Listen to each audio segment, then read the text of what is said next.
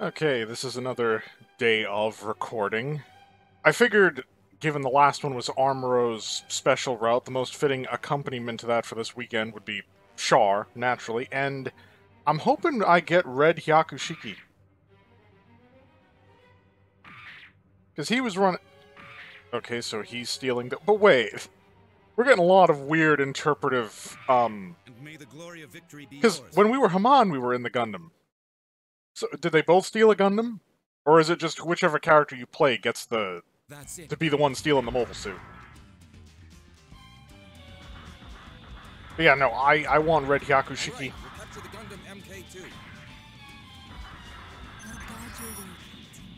Oh, Lala's with us. Not piloting a new type machine, which kind of undermines her skills. She was an exceptionally gifted new type. She wasn't a great pilot.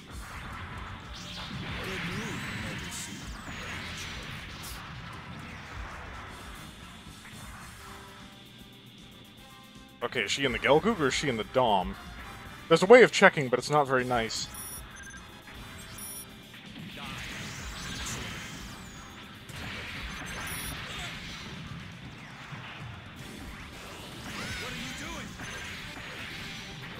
Okay, well, she's in the Gelgoog.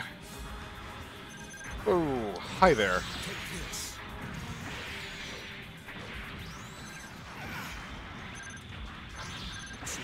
Nope.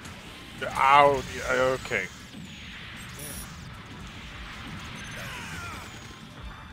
So yeah, in Haman's route, he was like running the Char's custom Gelgoog throughout, and I'm not gonna do that. Well, I mean, we're already reinterpreting, because in Haman's route, it was her that was piloting the Mark II during the thieving operation.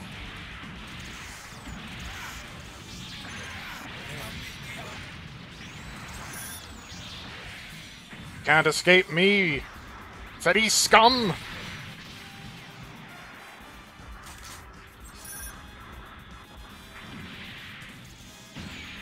Oh, going for the head Vulcan, really? Really? Try mine.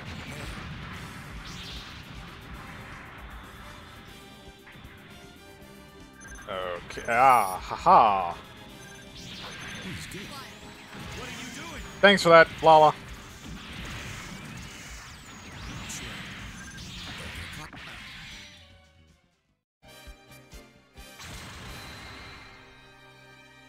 Lala, you're blocking my hero shot. I'm not sure if she turns up after this. Like, are we gonna be with her for his route, or Haman? I don't know. Like I said, we're in territory that was so late game. Because I have a thing, and it is sort of a thing that gamers would understand, of, like, starting a game you haven't played in a while and playing through it for a bit, but then, I don't know, maybe you were sort of in it for the nostalgia? And from then on, it just kind of becomes, I want to play something else now. And of course, the irony for me is that usually the other thing I want to play is also an old game that the exact same thing happens. Again, I think part of that can be laid at the fact that a lot of this gets a little samey after a while. It's just the same thing from a different perspective. I mean, that's fine if you're going to pick it up, you know, a couple days or weeks apart. But when you're running it constantly, it's part of the reason why this is a weekend thing and not an everyday thing. Because at this pace, I can still extract enjoyment from the experience. If I was playing this in the interest of creating daily content, I'd have lost my mind already.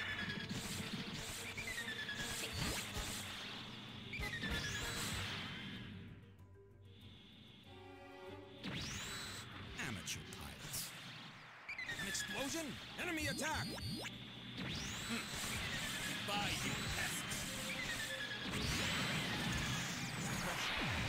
What is it? What? Die.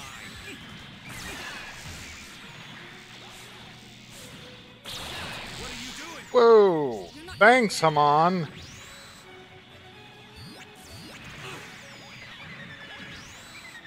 Oh god, this is like when I was in the Gundam. He's impossible to hit. We're just too slow in these one-year war machines.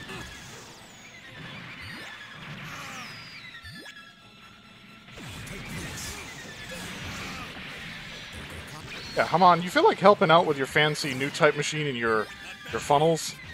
Your cone funnels?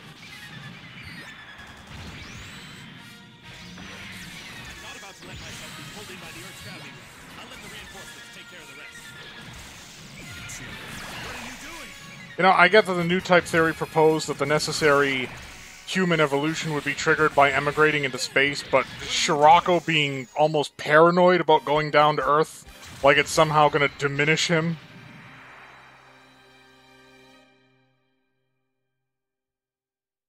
Returning.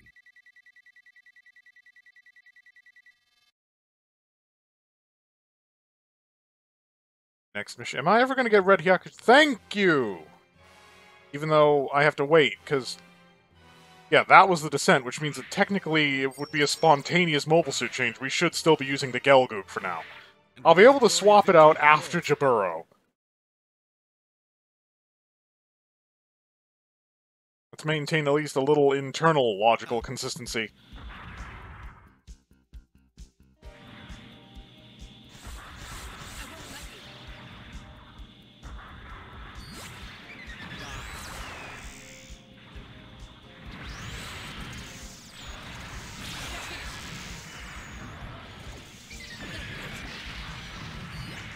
Oh, I don't want to end up fighting in the water again.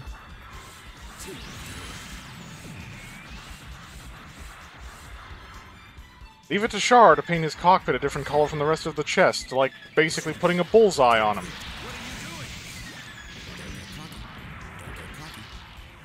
Char is nothing but not a kind of egocentric person.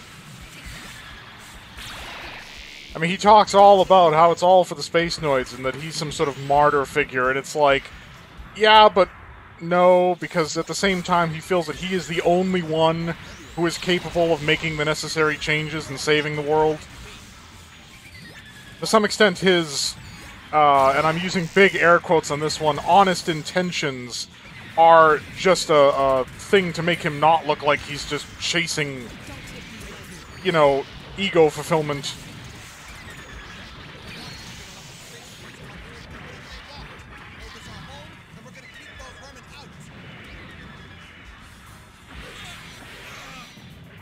And here I am meleeing underwater again, even though I said I wouldn't do that.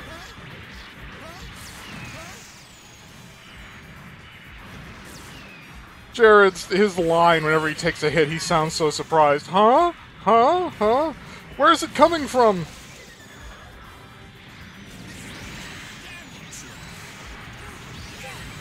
Hey, gun cannon.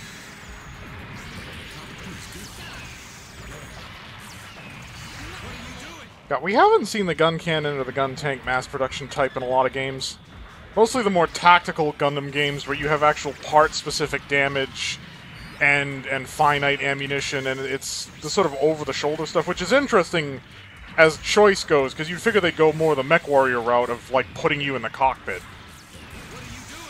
Thing is, after the 1 Year War, putting the player in the cockpit means that they would see nothing, because you have that full screen surrounding you like a big egg, and you can't actually see the mobile suit around you. My question is that the way it's sort of shown is that it looks as though there's no wall in front of you, like you're not surrounded by a mobile suit, you can just see out.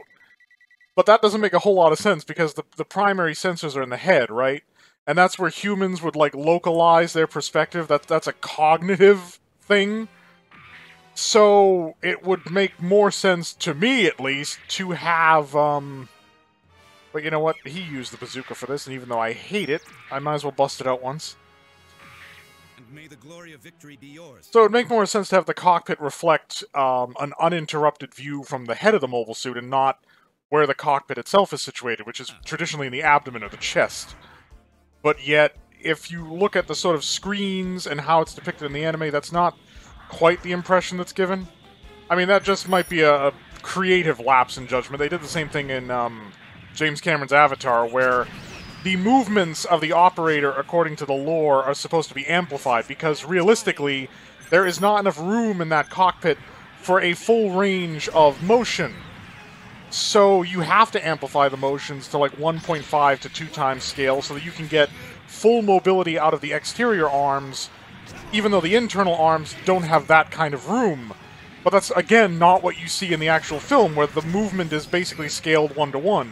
Because for the audience, that seems more intuitive, even though it's wrong.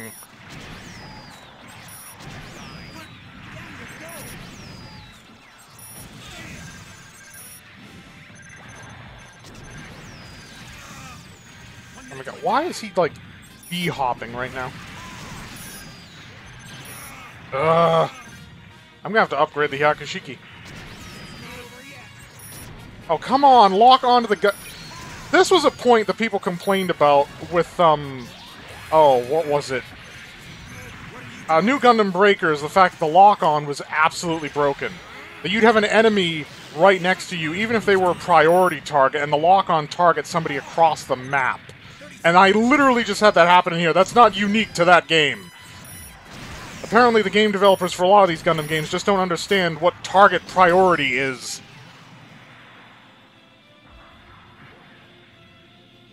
I mean, it's a logarithmic thing. You prioritize targets based on a variety of factors. Proximity, mission importance, threat level. It's just math, it's just numbers.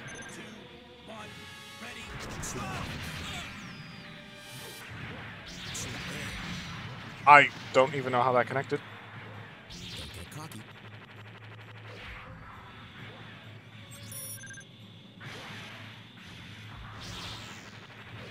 Oh, come on. Red Comet kick!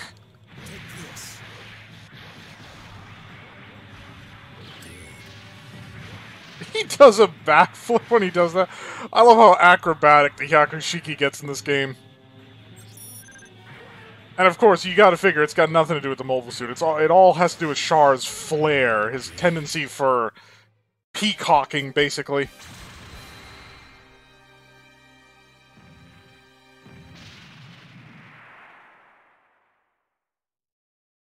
I mean, that's why all of Zeon is using mobile suits with nice, earthy colors that blend in. And here's Char in his red mobile suit that basically does not resemble a color that exists in nature. Ah, yes. Let's do this. And may the glory of victory be yours. Like with Amon with the yacht guy, we're gonna do it with Aizaku too. Because we got the bazooka, and her eye field stuff has no effect on physical projectiles.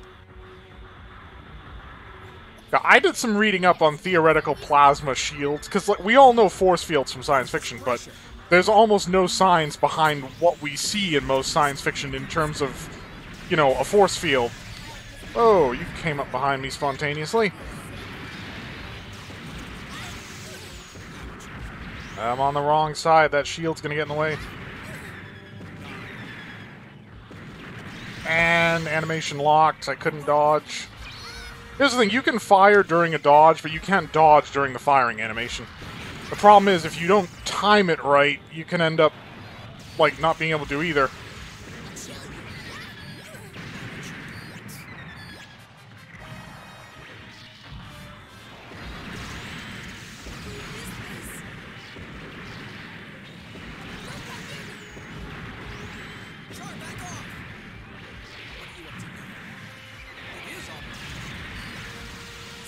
Oh, piloting a Mark II. Ow. I gotta watch my damage. Oh, the superior model beaten down by the one-year war counterpart. You hate to see it. God, I am so slow right now. I swear this game actually does, like, tweaks on both ends. So, it's not like I have a fixed speed based on my rarity. It creates my base speed based on my rarity compared to my enemy's rarity. So even if you don't downgrade your suit, if your enemies have upgraded suits, it, like, slows you down. I mean, that's just my impression. Again, it's a shame how little we get to see the nuts and bolts behind certain games, like the internal logic behind it.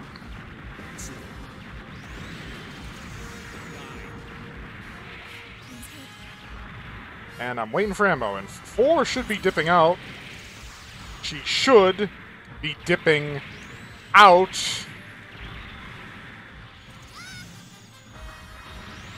Oh, still gonna hang in there.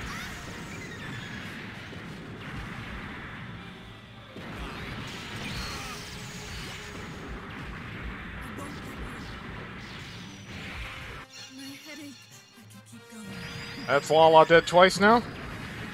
Oh, of course, perfect timing. Oh, come on, the shield!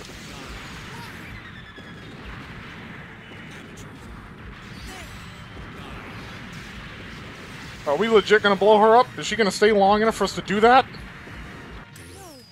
Yes! With a Zaku too! With the granddaddy! Oh! That's embarrassing. Oh. Oh, cool finisher shot too. Returning. I mean, the leg up in the air looks a little bit like woo, but prancing Zaku.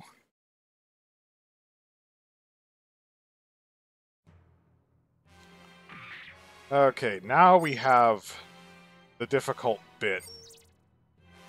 You know, I'm gonna have to pump it anyway. Well, it's cheaper than a Zeta to upgrade. Yeah, this is less than 100 battle points or whatever, so that's not terrible. We can live with that. The glory of victory be yours. Does feel kind of unfair. Like the Hyakushiki is a quality machine. I wonder, is the Gundam Mark II more expensive to upgrade? Because I would argue the Hyakushiki is better than the Gundam Mark II. Let's not forget that it's kind of like the evolutionary go-between the Mark II and the Zeta. So one would think it's a bit more sophisticated. I find it, I mean, that's become part of the lexicon, shows, like, what armchair science has accomplished in the negative, because evolution isn't an upwards process like we have historically thought of it. It's a process of adapting to one's environment. So, fundamentally, there's like, no such thing as de-evolution. There's just adaptation and X-adaptation. So from a mechanical perspective, you don't have a design doesn't evolve. A design becomes better optimized. That's how that works. Okay, so I'm assuming we have to kill Jared. I want him in the middle. Ow. Come on, get in the middle. Get in the middle. Get in the middle. Come on. Don't take me lightly.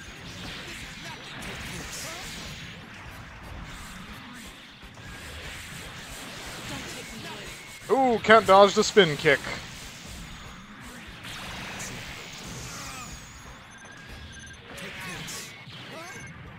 Kickboxing. Where are you going? Where are you going, Jared?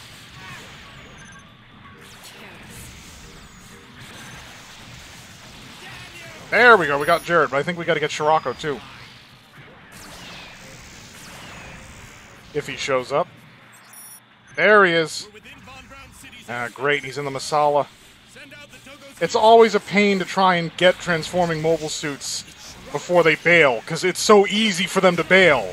They can just morph and fly out at lightning speed. That's why I try to lure them towards the middle, try to get them as far from the edges of the level as possible.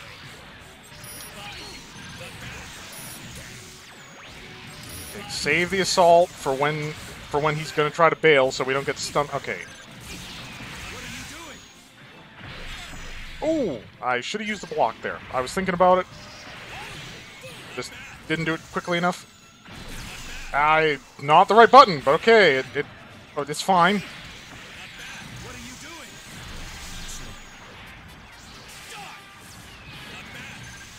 Come on, I'm trying to knock him closer to center. Stop doing that.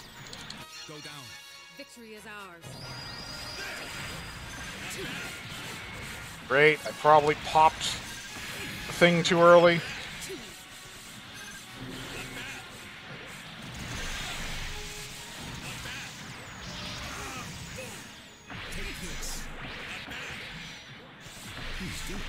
Oh, that's not good. Gonna try to bail. Oh my god, that was a nexus of hurt! Thank you for that, Haman. That totally makes up for all the friendly fire and BS you were giving me before. That was awesome! Oh, and good thing too, because I was low on health. Kablooey! You dead. Get out of here with that. Whoop, and that was an interesting way of falling down. Return. Ah, going for the Predator Screech look, are we, Hyakushiki? I'd know that look anywhere.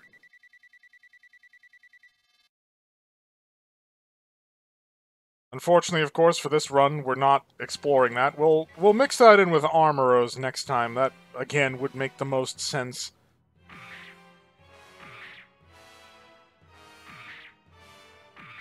And may the glory of victory be yours.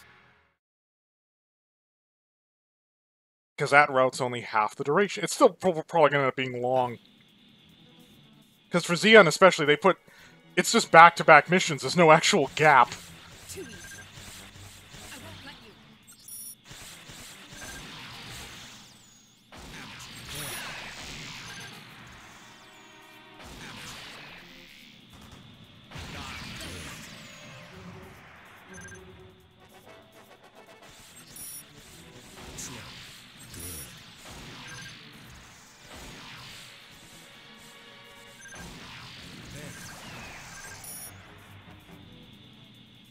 I won't let you. Too easy. Red Comet machine gun kick. Too easy.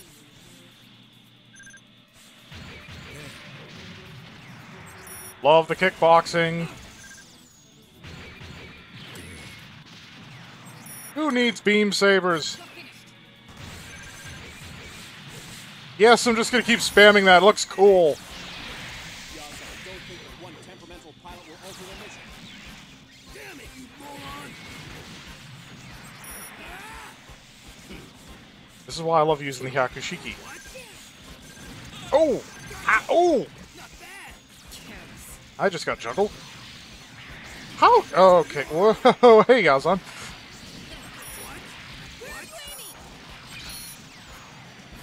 Ow. I'm feeling... It's weird that the Hyakushiki feels like a glass cannon, considering that the whole lore explanation behind its ludicrously blingy paint job was the fact that it was a beam reflective coating that would reduce beam attack damage. But yet, yeah, I feel like a bit of a glass cannon. I'm a bit squishy.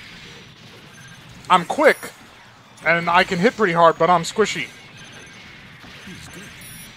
Well, I guess it's Char's ideology. What does it matter how powerful the attack is if it can't hit us?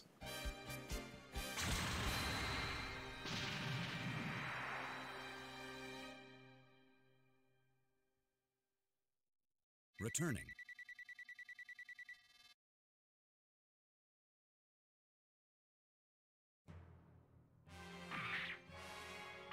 And here we go again. Well, wait a minute. Wait. Yeah! And may the glory of victory be yours.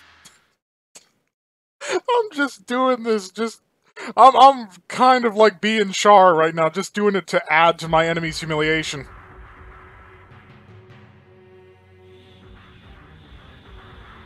You've come to push me around. You're the ones who stole all my memories.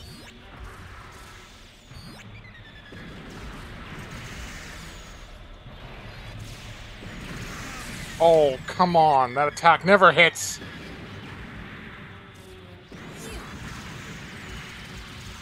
Oh, she's targeting me. That's fun. Oh!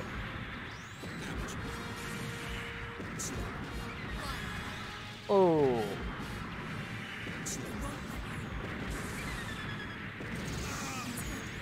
The shield absorbs it. It does 0 damage. Because that shield is not part of the mobile suit's hit model. It has its own hitbox like most of the shields, but it is indestructible. Which does complicate matters. I don't know, maybe the splash would get through it, like from explosions, but I'm not counting on that. Get away, the Psycho Gundam's dangerous. Oh great, Armoro's back. I wonder he keeps turning up, because we got Lala here. Whoa! Great, he brought his shotgun rocket. Ah! God! Perfect range to take max damage from that thing. Get a height. Oh! Oh boy, am I feeling like I'm in an out-of-date machine right now. Get the ho-ho-ho! Dodge. Pro-dodge. Ow, not pro-dodge. Why me?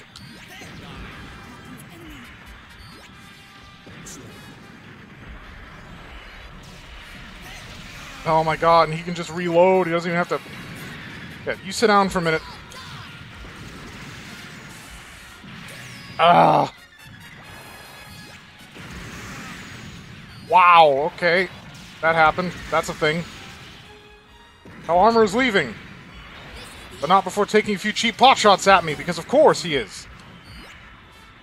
Not good to be on the Psycho Gundam's left side because of that shield. Oh, well, the block actually worked for me there because the shield was out of position.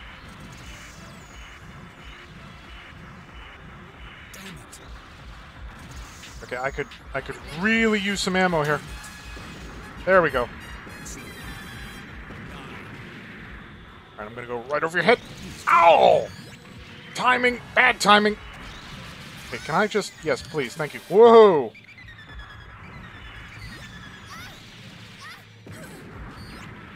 Lala, do not sponge the recover that I'm clearly going to need. Please.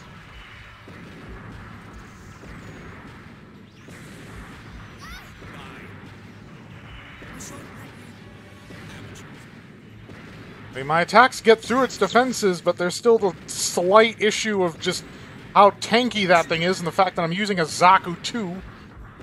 What I'd give for a Magella Top Cannon, or hell, even the leg missile launchers, but Char's Zaku doesn't come packaged with those options. My head is splitting apart! So is my grenade!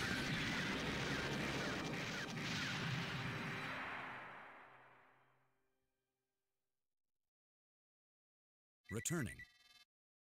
And I got a new type of value. Well, if I hadn't had an evasion rate of 92%, I would have been dead. Oh, now the Psycho Gundam is still...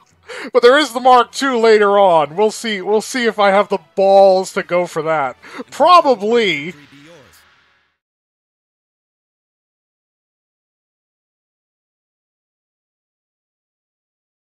That's it. Why mold the Federation, like, EFSF sigil into the shield if you're not going to give it the distinctive paint job?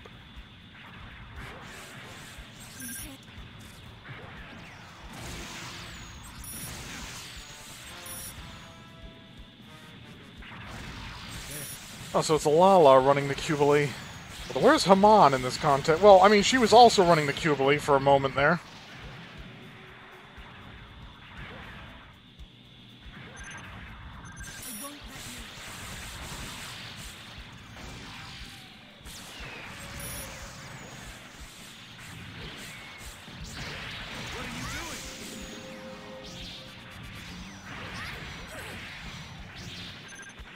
Nope, that wasn't... Yeah, because I hadn't dashed. Because you get this when you're dashing. Otherwise, it's the block. You have to be stationary to use the block. Hey, you know they just threw that in there because that was like Char's whole thing with the Gelgoog spinning the beam saber as a shield.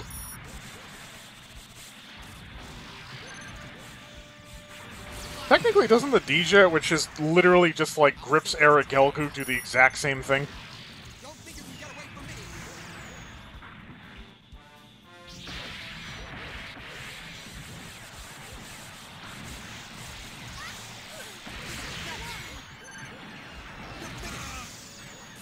Well, Lala, if you're going to get in that close, actually take advantage of the proximity. No. Stay on my target. God, they move at too steep an angle and you lose them entirely. This is almost as bad as aiming in one of the early Armored Core games where your shoulder buttons control the vertical axis. I don't know what brainiac had that idea. And I get that the game started when, like, twin-axis controllers were not a thing. But still, why when they became a thing was that not an option? You still had to deal with the freaking shoulder buttons for vertical axis aim.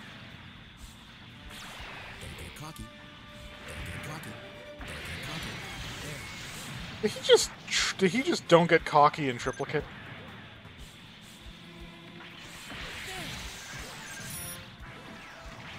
God, falling from that height on your face, that would have just cratered his mobile suit. Or at least it should have. Physics being what they are.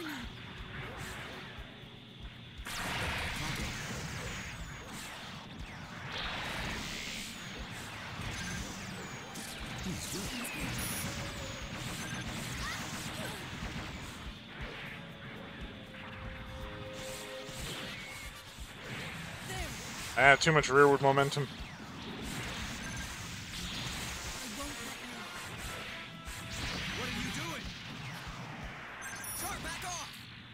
Oh, Armoro's showing up again. I'll try, Captain. Bit late to the party, Armoro, as usual. I mean, you just bailed on 4.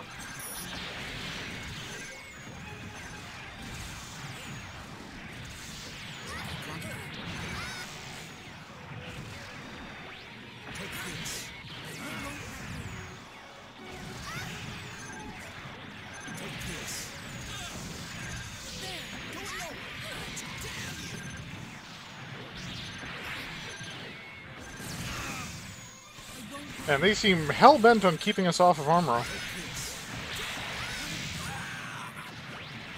And you are the last. With a samurai dash bisection attack.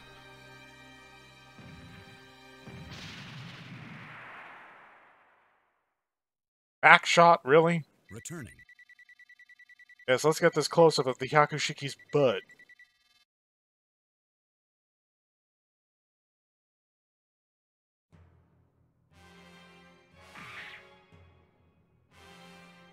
Ah yes, Opoly's intended death.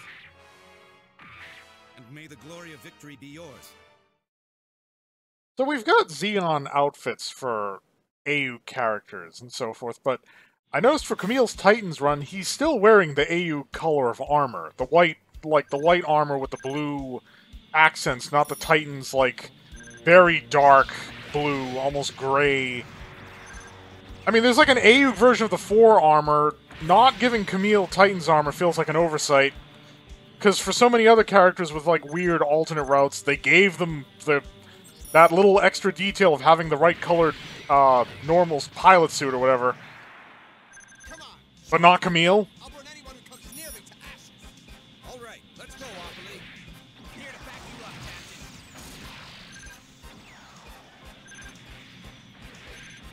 Take this. Well, at least we can hit each other.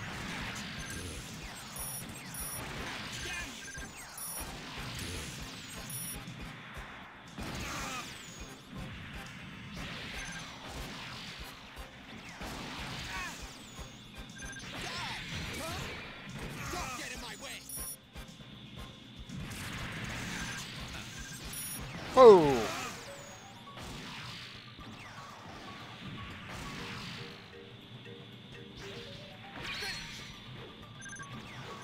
Oh, how did that miss? Jesus, he's a slippery. Come here. Come here, I'm gonna get ya. Ow! What the? Ugh. Interlopers! There we go, got all 3 hits in. Get out of here, Marsai. Come here. I missed him on the second one. Oh!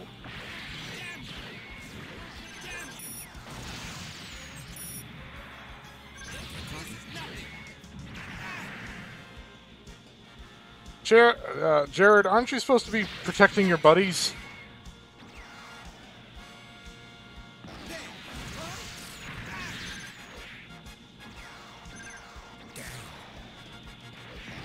Oh, he's bailing. No, we're not going to be able to inflict enough damage, and he's gone. That's unfortunate. Okay.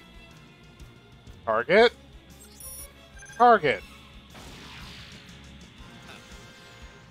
I'm surprised that had enough homing capability to actually make that shot. Yes, the Hyakushiki looks much better in red than gold. I do not dig the bling.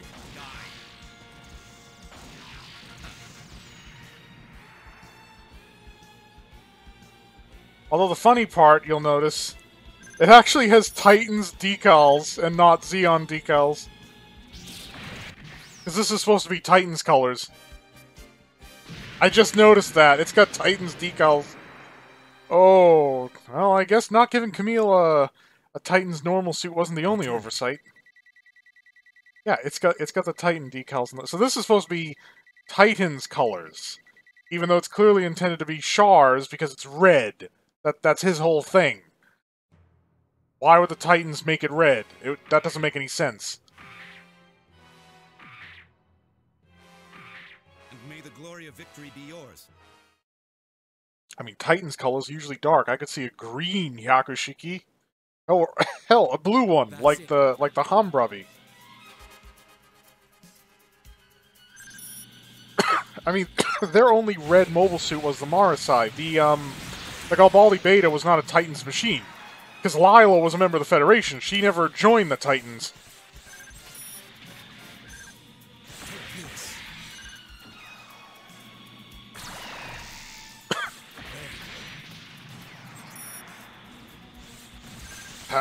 Mirrors. Why? Why is it always the mirrors? I mean, this should be pretty straightforward. We just have to not die for 2 minutes. Take this. Well, a little over 2 minutes. It'll be 2 minutes in about 15 seconds.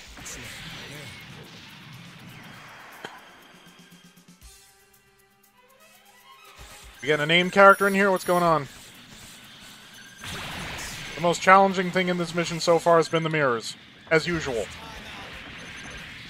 Jared! Ha! Oh, and he's in the giant eggplant.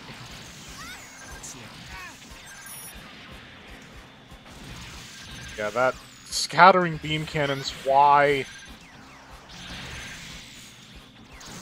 Well, even on the original Dom, it was used as a dazzler to, like, blind your opponents. It didn't really inflict any damage. This game even reflects that, is that you have to be on top of your target for it to inflict, like, head Vulcan levels of damage. It's just worthless. But then all of a sudden, scattering beam cannons became all the rage. The Sazabi's got one in the belly and one attached to its beam rifle. I actually found out the Sazabi can actually recall its funnels. It's the Yag Doga that can't do that. But the Sazabi apparently can, which I don't know why you'd ever not recall your funnels. It's not like they have enough battery to be capable of autonomy for an extended duration.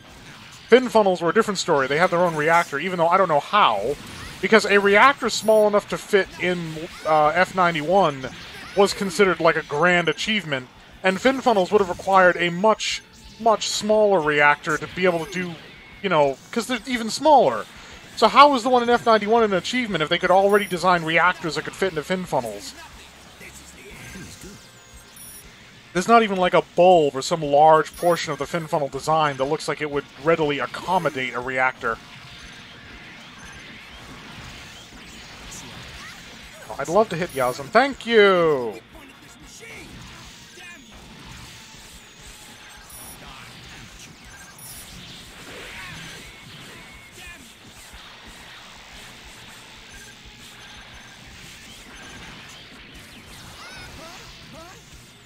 Jared is very tanky for this run, but it doesn't matter, it's over.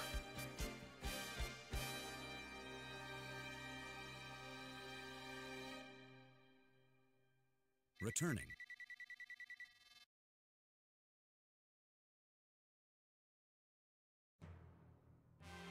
So, colony laser battle, thank God no mirrors. 2 enemy boss. Oh, that's tricky. Like, we could do some damage with Assault, and one of the problems with Recover is that you charge it, but then it basically just goes to waste until you actually need to use it. So, by comparison, if you chose one of the other 2 options, once you charge it, you can use it, and then you can immediately start recharging. With Recover, you're wasting a lot of your Awaken gauge because you're accumulating it, but you're already maxed out. So you know what? We're going to mix things up a little, take a risk. I'm going for Assault. May the glory of victory be yours. It's not so much Char's thing as mobility, but... yeah... I'd rather be able to punch through my enemy's attacks than just be faster. I mean, Char made a good point in what good... What does it matter how powerful the attack is if it can't hit us? Well, what does it matter how well you can avoid damage if you can't inflict any?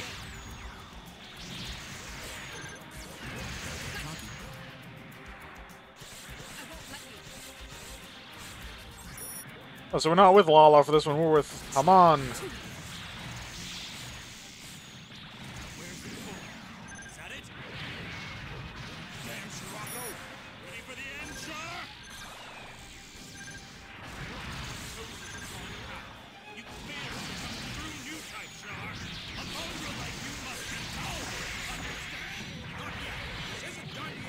Yeah, I know the O's good at melee, but so is the Hyakushiki. Oh, Rekoa! I'll take you out first. You're by far the softer target.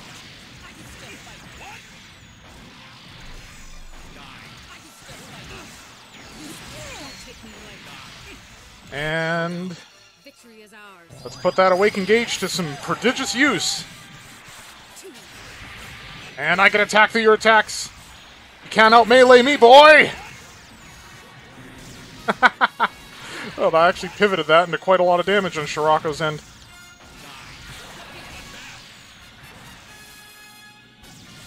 Ah, the numbers are in our favor for a change. That's a switch.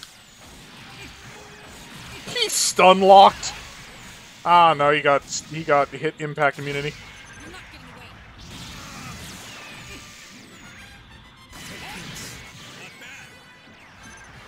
Two.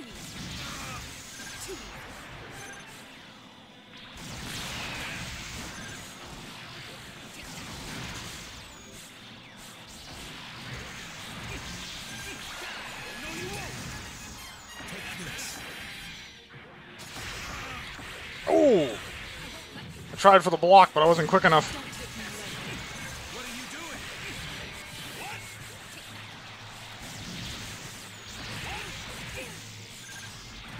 Oh, good looking out, come on. Ow. Oh, oh, oh, oh. Let's finish this.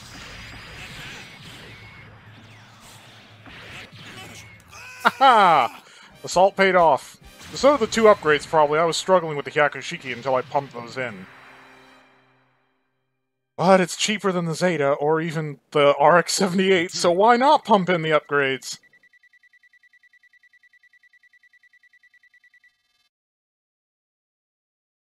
The Hyakushiki just has, like, good posture. It just looks cool. He escapes. Well, it's Char. That's basically a Tuesday. I mean, except for the Axis shock, but... I mean, we're not even sure what happened there, because, like, didn't his cockpit and Armor's mobile suit just vanish? I mean, granted, given where they were, they would have been vaporized by the re-entry and the forces exerted on the asteroid, but still, they just disappeared. Did they transcend to a higher plane of existence? Anything is possible. Yes, next video, or, well, no, it will probably be this one. And then the same route for Armoro. Or I might just well... Nah, that'd be too samey to, like, hit Quattro's route for the AUG immediately after that, because we basically just did that. I don't know. I'll figure it out.